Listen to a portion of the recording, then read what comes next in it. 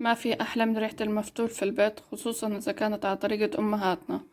تعالوا نعمل أطيب مفتول على الطريقة التقليدية، على طريقة أمي الله يرحمها. بالنسبة للمقادير هي راح تكون تقديرية، تقريبا كيلو طحين قمح، 4 كيسات طحين أبيض. بنحركهم شوي وبنتركهم على جنب مع بعض.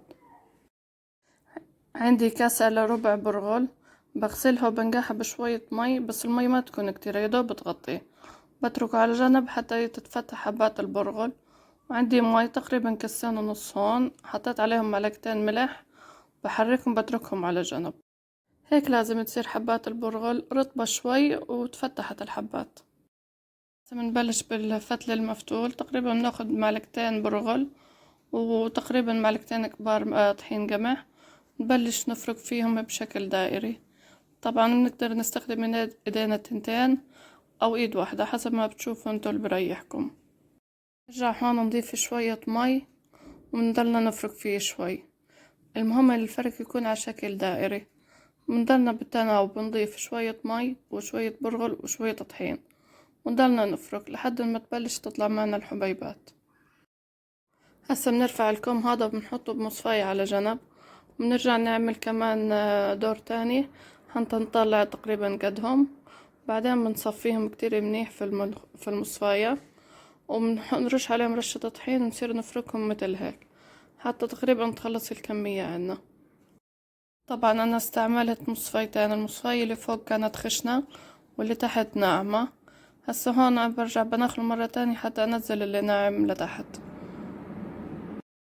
هسا هيك المفتول جاهز، بنرفعه على جنب. رجعت الحبيبات الخشنة اللي ضلت بالمصفاية والحبيبات اللي ناعمة على الصينية اللي فتلت فيها، برجع بكمله كامل حتى أخلص الكمية كلها. بس أخلص الفتل كامل بفركه بزيت زيتون وبتركه على جنب حتى أبلش فيه طبخ. المرة الجاية إن شاء الله راح أعمل المفتول على العجانة ومحضرة الطعام.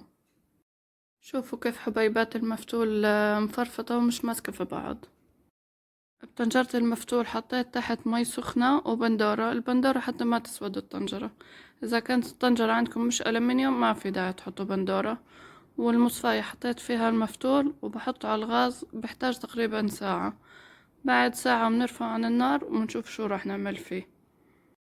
طبعا بالأول بنحط الطنجرة على الغاز حتى تبلش تغلي المي، بعد ما تغلي بنحط المصفاية وبنتركه ساعة كاملة. بعد ساعة كاملة بنفضيه في جات وبنبلش نشربه مي حتى تبلش تفكك الحبات معنا.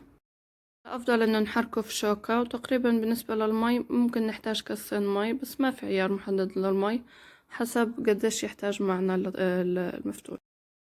لازم نخلي المفتول رطب بس ما يكون كتير طري. بنكمل الباقي حتى نخلص الكمية كلها.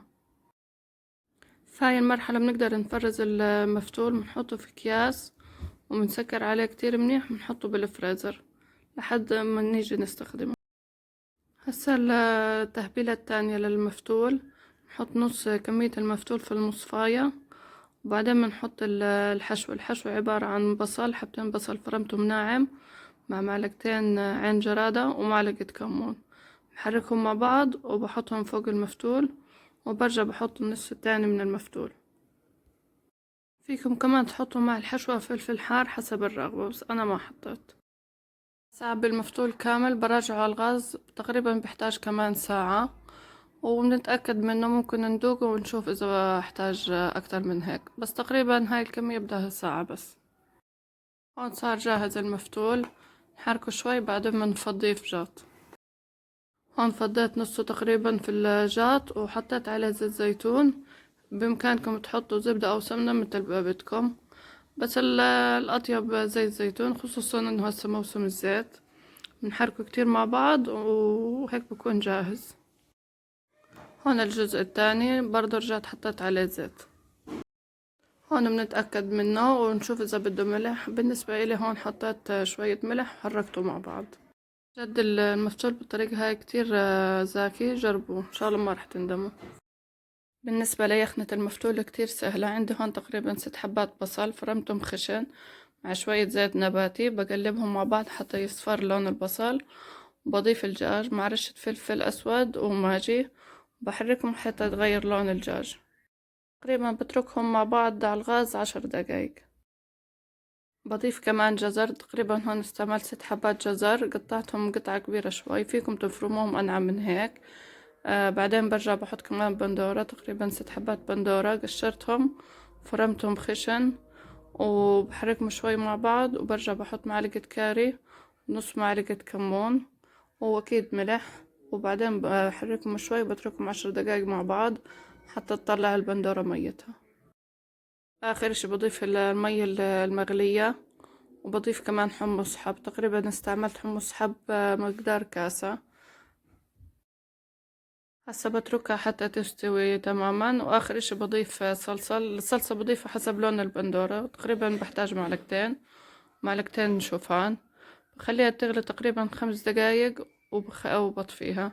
بس اخر اشي بضيف معلقة سكر. هيك لازم تكون كثافة اليخنة، لا هي جامدة ولا هي خفيفة. بعد هيك بقدمه، بحط المفتول في صحن، بعدين بحط الدجاج فوقه. في ناس بتحب تحمر الدجاج، براحتكم، بس احنا ما بنحمره. بعدين بحط شوية من اليخنة على الوجه المفتول، بس ما بكتر حتى ما يكون كتير شارب من مية المفتول. وبحط اليخنة على جنب. جد جربوا الطريقة هاي، إن شاء الله راح تعجبكم. إذا أول مرة تشوفوني لا تنسوا تشتركوا في قناتي، اسم قناتي مطبخ خلود لأطيب الأكلات. إن شاء الله تعجبكم. سلام.